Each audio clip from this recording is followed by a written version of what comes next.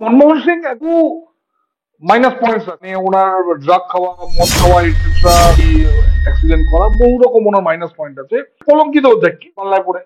ওনার বস ওনাকে যা বলেছে ওকে সারা জীবন তাই করেছে। চেয়ার রাখতে হবে, তার জন্য লোকে যত ইচ্ছা অন্যায় করুক, আমার তাতে কিছু যায় আসে না। কমপ্লিটলি ব্যর্থ। ওনাকে মনে রাখবে না, প্রধানমন্ত্রী হিসেবে ওনাকে মনে রাখবে না। এনডিএর বিরুদ্ধে ইন্ডি জোট, তার ভবিষ্যৎ কি? কোনো ভবিষ্যৎ নেই, জিরো ভবিষ্যৎ। অলরেডি কেউ কেউ শুরু করে দিয়েছে। এরা ভোটের আগে প্রত্যেকবার এক হয়। গতবার কি একটা নাম দিয়েছিল, এবার নতুন নাম দিয়েছে ইন্ডিজোট। কোনো ভবিষ্যৎ নেই, নিজেদের একজন আরেকজনের সঙ্গে খেয়ে খেয়ে করছে। আমি খুব একটা ছোট্ট উদাহরণ, বাড়ির কাছে পশ্চিমবঙ্গে মমতা ব্যানার্জি একটা সিটও দেবেন সিপিএম কে বা কংগ্রেসকে? দেবেন না। কেরালায় সিপিএম কংগ্রেসকে কোনো সিট দেবে? দেবেন না। তাহলে কিসের ইন্ডিজোট? জোট বলে কোনো জিনিসই এক্সিস্ট করে না। এটা পেপারে এক্সিস্ট করে, কোনোদিন করেনি, আগেও কোনোদিন করেনি, আগামী দিনেও করবে না। ফলে এটা নিয়ে মানে এর কোনো ভবিষ্যৎ নেই, না অতীত ছিল না ভবিষ্যৎ আছে। পেপার, এটা পেপার কাটিং মাত্র। একে তো ইন্ডি জোট এনডিএর বিরুদ্ধে লড়ছে, এর পাশাপাশি আহ, কংগ্রেস একটা বড় ভূমিকায় ছিল এবং ইন্ডি জোটের বলতে গেলে প্রধান একটা বড় শরিক ছিল, কিন্তু কংগ্রেস এখন ইন্ডি জোটের মধ্যে থাকছে না এমনটাই তোড়জোড়। এবং ইন্ডি জোটের বাইরে যদি কংগ্রেস যায়, অন্যান্য দলের ভবিষ্যৎ কি হবে এবং ইন্ডি জোটের ভবিষ্যৎ কি হবে, এক কথায় আর একবার। দেখুন, এদের কারোরই কোনো ভবিষ্যৎ নেই। দেখুন, কংগ্রেস এবার ওদের দাবি করছে অনেকগুলো সিট পেয়েছে। কংগ্রেস 2014, 19 এবং 24 নিয়ে টোটাল যা সিট পেয়েছে, এবার আমরা তার থেকে বেশি সিট পেয়েছি। বিজেপি এইবার এই তিনবারের মধ্যে সবচেয়ে খারাপ রেজাল্ট করেছে। ওরা গত তিনবার টোটাল যা সিট পেয়েছে, তার থেকে বেশি সিট এবার বিজেপি পেয়েছে। তাহলে বুঝতে পারছেন, এবার মোটামুটি আরো 20 বছর বা 25 বছর লাগবে ওদের 272-এর কাছাকাছি আসতে, যদি আদৌ সম্ভব হয়। বাকি যারা আছে তারা তো প্রত্যেকেই মোটামুটি যে যা স্বার্থ, এই এই ফ্যামিলি, ওই ফ্যামিলি, কোথাও যাদব ফ্যামিলি, কোথাও মুন্নেত্রা ফ্যামিলি, এই ফ্যামিলি, ব্যানার্জি ফ্যামিলি, এইসব চলছে। ও ফ্যামিলি যেদিন বন্ধ হবে সেদিন পার্টিও উঠে যাবে আকাশে। যেমন জয়ললিতার এখন আর পার্টি কেউ আছে আমার মনে হয় না, নাম তো শুনি না কারো। সেরকম একটা একটা করে এইসব রাজনৈতিক দল উঠে যাবে দেশ থেকে। ওই এর কোনো ভবিষ্যৎ নেই। বর্তমান আছে, একজন নিজের একটা প্রাইভেট লিমিটেড কোম্পানি খুলেছিল, আবার সেই প্রাইভেট লিমিটেড কোম্পানি আকাশে উড়ে যাবে, ব্যাস, শেষ। হ্যাঁ, একটা কথা বলি যে বর্তমানে এই মানে মুহূর্তে বা সম্প্রতি যেটা চলছে, কংগ্রেসের একটা সংকটজনক সময় চলছে এবং এই সন্ধিক্ষণেই আমরা দেখলাম যে আহ, প্রাক্তন প্রধানমন্ত্রী ডক্টর মনমোহন সিং এর প্রয়াণ। এটা একটা কংগ্রেসের ধাক্কা এবং সারা দেশের রাজনীতির কাছেও একটা বড় ধাক্কা, একটা নক্ষত্র পতন বলা চলে। এই বিষয়ে কি বলবেন? দেখুন, প্রথম কথা বলি, আপনি বললেন যে কংগ্রেসের এই মুহূর্তে সংকটজনক অবস্থা চলছে। না, কংগ্রেস 1984 পর থেকে আজ পর্যন্ত একক সংখ্যাগরিষ্ঠতা পায়নি। 1984-তে ইন্দিরা গান্ধী মারা যাওয়ার পর সেই যে সংখ্যাগরিষ্ঠতা পেয়েছিল 400 সিট, তারপর থেকে আজ পর্যন্ত তারা কয়েকটা মিলিজুলি সরকার হয়তো চালিয়েছে বা কাউকে বাইরে থেকে সাপোর্ট করেছে। এখনো পর্যন্ত তারা একক গরিষ্ঠতা পায়নি এবং আগামী দিনেও পাবে না। দ্বিতীয়ত, মনমোহন সিং একটা নক্ষত্র পতন বলতে পারেন। সারা জীবন পরীক্ষায় ফার্স্ট হয়েছেন, এটা ওনার স্টুডেন্ট লাইফ।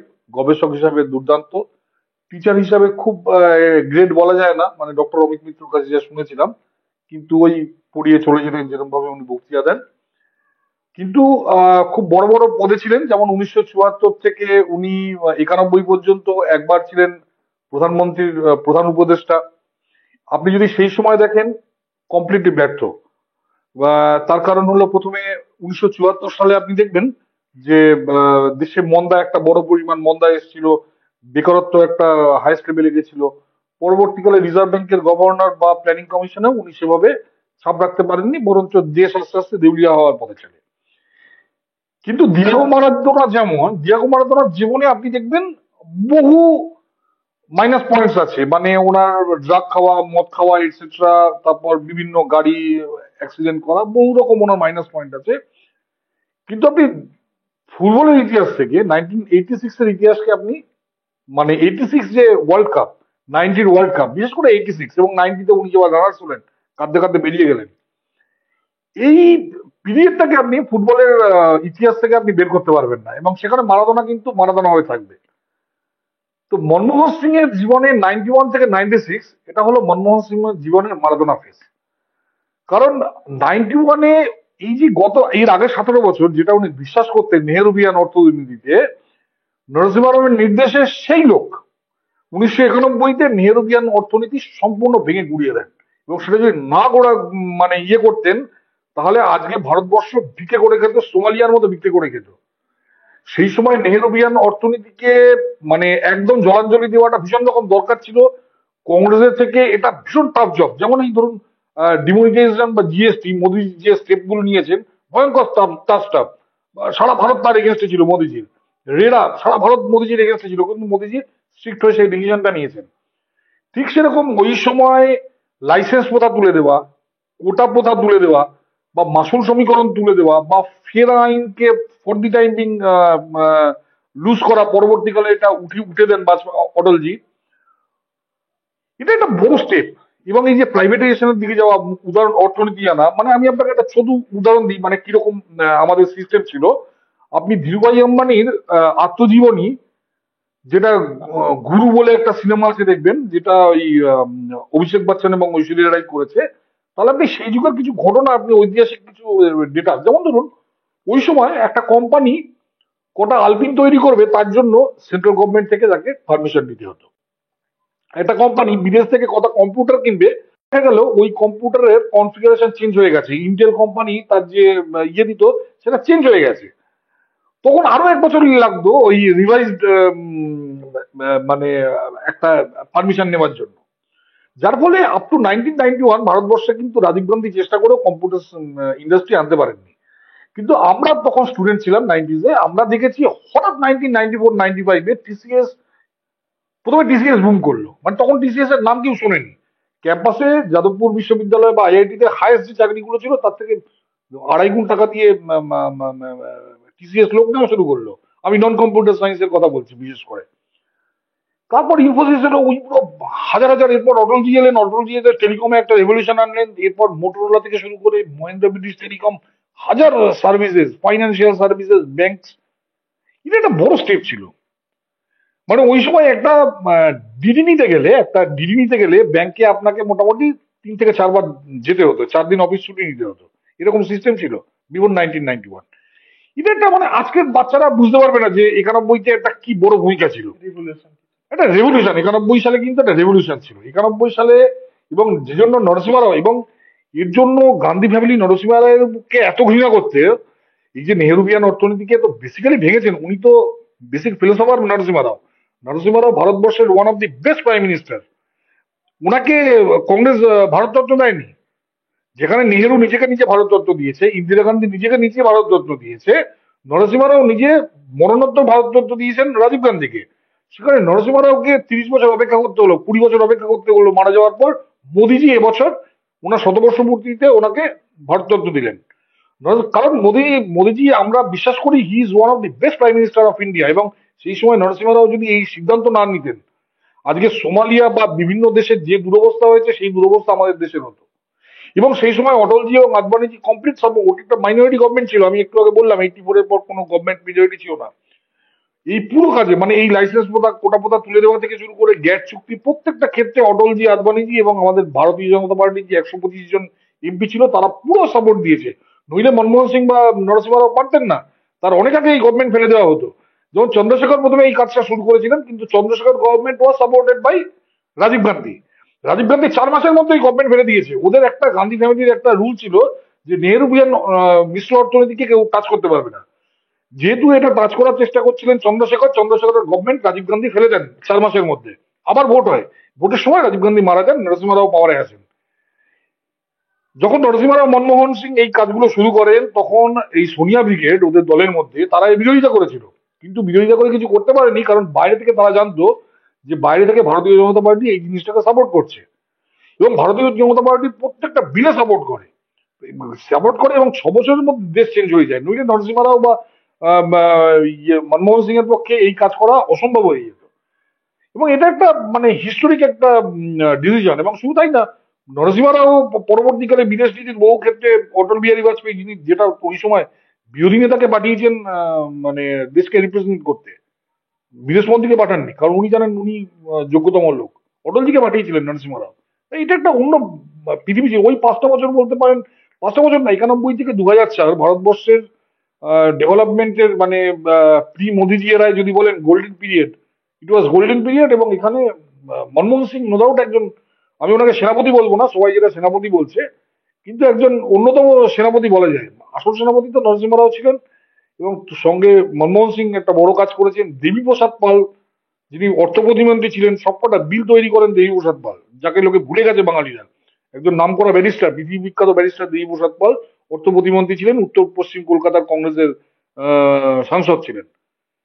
এছাড়া বাইরে থেকে ভারতীয় জনতা পার্টি সম্পূর্ণ এই গভর্নমেন্ট, ওইটাই গভর্নমেন্ট প্রথমবার ওইবার একটা মাইনরিটি গভর্নমেন্ট দেশে টিকে গেল, কারণ ভারতীয় জনতা পার্টি চেয়েছিল যে এই গভর্নমেন্টটা ঠিক হোক, কারণ নইলে দেশের সর্বনাশ হয়ে যেত। ফলে তারপর পরের 10 বছর আপনারা জানেন মনমোহন সিং এর ইউপিএ 1 ইউপিএ 2 প্রচুর কেলেঙ্কারি আছে, এই আছে, কারণ ওনার হাতে সেরকম পাওয়ার ছিল না, সেবার ওনাকে কন্ট্রোল করেছে সোনিয়া গান্ধী, প্রচুর করাপশন এটসেট্রা। কিন্তু একটা জিনিস মানছি, ওই 5টা বছরের জন্য মারাদোনাকে যেমন 86 থেকে 90-র জন্য মানে ফুটবলের ইতিহাসে মারাদোনা থেকে যাবেন, মানে মারাদোনা যতই খারাপ কাজ করুক বা পরে বিভিন্ন কেসে জানেন জেল খেটেছে, এই হয়েছে ওই হয়েছে, কিন্তু ওই 4টা বছর কিন্তু ফুটবলের ইতিহাসে মারাদোনাই রাজা ছিলেন।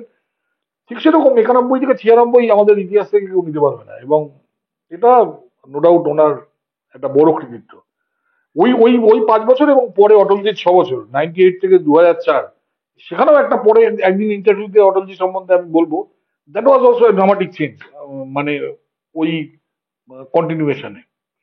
তো ফলে ওনার আমরা আত্মার শান্তি কামনা করি, উনি ভালো থাকুন, আবার ফিরে আসুন আমরা চাই, আবার দেশে ভালো কাজে আসুক, এবার ভালো সঙ্গে আসুন, এবার যেন গান্ধী ফ্যামিলির পাল্লায় না পড়েন, দেশকে এগিয়ে নিয়ে যান। এক কথাই কিন্তু এখানে অনেক সময় অনেক জায়গায় শোনা গেছে যে উম, মনমোহন সিং, ডক্টর মনমোহন সিং উনি প্রধানমন্ত্রী ছিলেন ঠিক কথা, কিন্তু সেই জায়গায় হয়তো ওনাকে চালনা করা হয়েছে পেছন দিক থেকে, এবং সেই জন্য একটা সিনেমাও বেরিয়েছিল দি সাইলেন্ট প্রাইম মিনিস্টার, সেটা নিয়ে বিতর্ক, অ্যাক্সিডেন্টাল প্রাইম মিনিস্টার। তো এই বিষয়টা নিয়ে কি বলবেন? এটা এটা কি সত্যি তাই? এই বিষয়টা কি? ইনফ্যাক্ট ওনার পুরো জীবনটাই তাই। উনি 71 থেকে 94 থেকে 91 উনি ইন্দিরা গান্ধী এবং রাজীব গান্ধীর সঙ্গে কাজ করেছেন। সেই সময় উনি নেহরুভিয়ান অর্থনীতি, মিশ্র অর্থনীতিটাকে উনি প্রমোট করেছেন, এবং একসময় চিফ ইকোনমিক অ্যাডভাইজার হিসাবে, একসময় যোজনা কমিশনার প্রধান হিসাবে, একসময় রিজার্ভ ব্যাংকের গভর্নর হিসাবে, কারণ সেরকম ওনার উপর ইনস্ট্রাকশন ছিল। 91 থেকে 96 যেহেতু উনি একদম ভালো বস পেলেন, নরসিংহ রাওকে পেলেন, কমপ্লিটলি আগে 17 বছরকে আন্ডু করে উনি নতুন একটা জামানা তৈরি করলেন, এবং দ্যাট চেঞ্জ এভরিথিং। মানে এবং সেই ধারা এখনো চলছে। ওনাদের যে তৈরি মানে ফেলে দেওয়া পথ, আর কেউ নেহরুভিয়ান অর্থনীতি থেকেও ফিরতে পারেনি। সমাজতন্ত্রকে 91 সালে ভেঙে চুরমার করে দিয়েছেন ওনারা। লোকে আমরা ভারতবর্ষ যতই বলি সোশ্যালিস্ট এবং সেকুলার, 1991 সালে সোশ্যালিজম ভেঙে চুরমার করে দিয়েছেন নরসিংহ রাও এবং মনমোহন সিং। এবং সেখানেও ওই মনমোহন সিং, বিশ্বাস করুন আর না করুক, বস বলেছে এটা ভেঙে দাও, উনি ভেঙে দিয়েছেন। এরপর 2004 থেকে 2014 উনি আবার একজন খারাপ বসের পাল্লায় বললেন। এবার খারাপ বস উনি ওনাকে যা যা করতে বলেছেন উনি নিজে হাতে না করুন, খারাপ কাজগুলো চোখ বন্ধ করে। খারাপ বসটা কে তাহলে? অবভিয়াসলি সোনিয়া গান্ধী আর রাহুল গান্ধী। আপনি দেখুন রাহুল গান্ধী ওনার তৈরি করা একটা বিল কাগজে ছিঁড়ে ফেলে, মানে কতটা ইমেজিওর হতে পারে, তুই নিজে বেটা কিছু বুঝিস না, তুই মনমোহন সিং এর ওই কাগজটা তুই ছিঁড়ে ফেলে দিলি। আপনি ওই সিনেমাটা দেখবেন কিভাবে কন্ট্রোল করেছে। প্রথমে যখন প্রধানমন্ত্রী হলো, 4টে লোককে, Pulak Banerjee, M K Narayanan, J N Dixit এবং সামথিং আরেকজনকে, 4জনকে নিয়ে একটা অ্যাডভাইজারি টিম তৈরি করা হলো।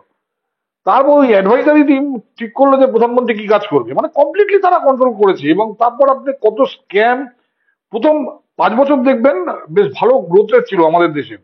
সেটা ছিল কারণ তার আগে 6 বছর অটলজি রাজত্ব করে গেছেন। অটলজি আমাদের দেশে আর্থিক কিন্তু ওই যে কন্টিনিউশন শেষ হয়ে গেছে, তারপর দেশ ডোবা শুরু করেছে একের পর এক স্ক্যাম, দুটো বড় স্ক্যাম। এবং তারপর থার্ড যেটা, সেটা হলো রেট্রোস্পেক্টিভ আইন, ভয়ঙ্কর রেট্রোস্পেক্টিভ। রেট্রোস্পেক্টিভ আইন মানে ধরুন আপনি আজকে একটা ব্যবসা শুরু করলেন, আপনি জানেন যে আপনার ব্যবসায় আপনাকে 20% ধরুন আপনাকে ট্যাক্স দিতে হবে। ব্যবসা 2 বছর চালানোর পর গভর্নমেন্ট বললো যে ট্যাক্স 20% না, ট্যাক্স হবে 90%, এবং এটা 1947 থেকে। আপনাকে কি করতে হবে, এই 2 বছর আপনি যে টাকা কামিয়েছেন তার 90% টাকা আপনাকে গভর্নমেন্টকে ট্যাক্স দিতে হবে। মানে কি ভয়ঙ্কর আইন ভেবে দেখুন। এই একমাত্র কমিউনিস্ট কান্ট্রিতেই সম্ভব। একটা অটোক্রেটিক কমিউনিস্ট কান্ট্রি ছাড়া আর কোথাও সম্ভব না। সেই আইন পর্যন্ত মনমোহন সিং পাস করেছেন এই প্রণব মুখার্জির পাল্লায় পড়ে।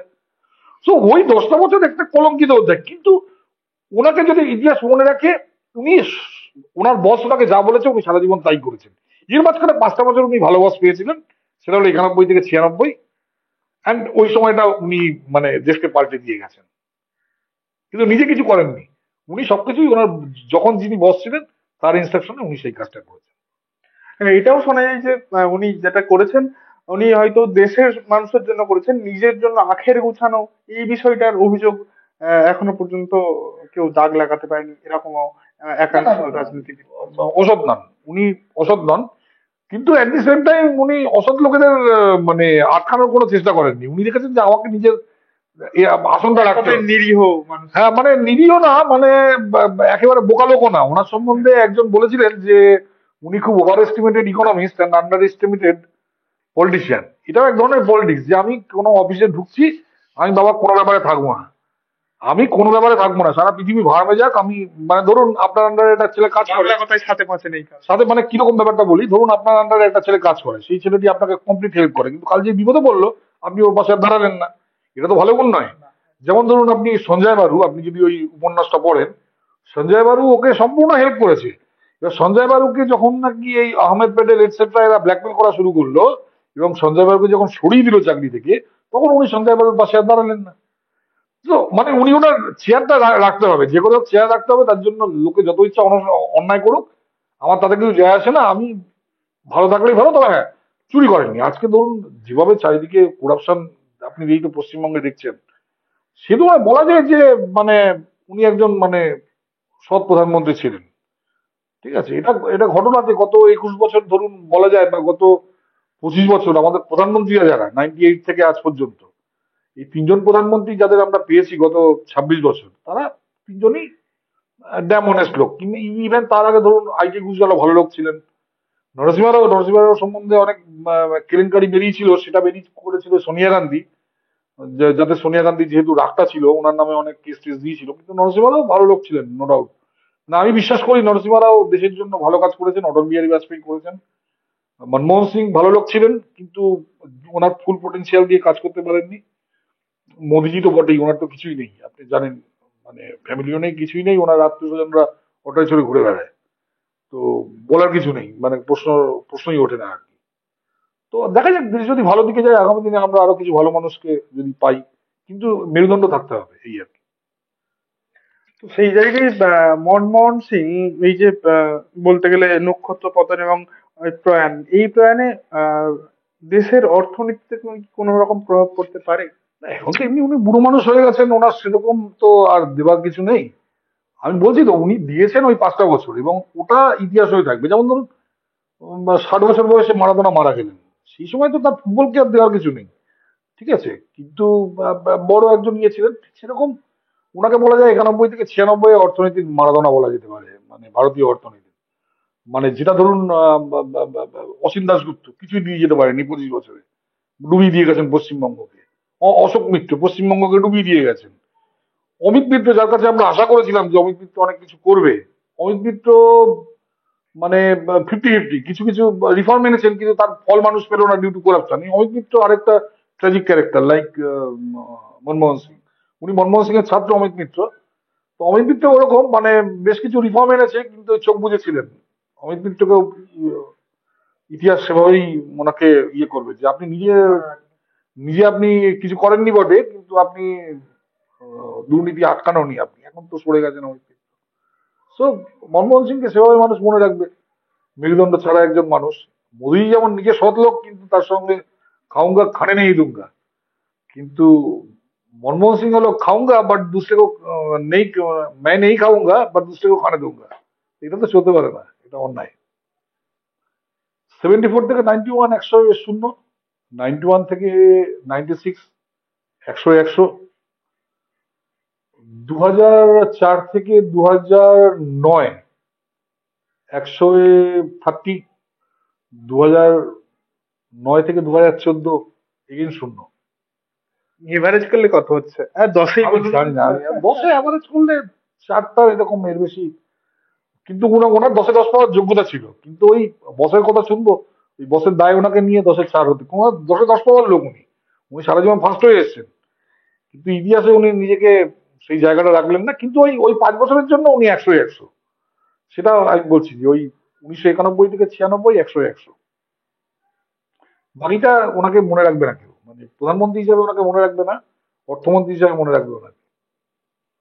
অর্থাৎ ভারতের প্রাক্তন প্রধানমন্ত্রী ডক্টর মনমোহন সিং এর এই প্রয়াণে তাকে প্রধানমন্ত্রী হিসাবে মনে রাখার থেকে অর্থমন্ত্রী হিসাবে বা অর্থনীতিবিদ হিসাবে মানুষ বেশি মনে রাখবে, এমনটাই পর্যালোচনায় উঠে এলো বিজেপির মুখপাত্র সুদীপ্ত গুহর সাথে। আবারও কোনো একটা বিষয়ে আপনাদের সাথে ফিরে আসবো। দেখতে থাকুন ক্যালপল, দি ক্যালকুলেট পলিটিক্স।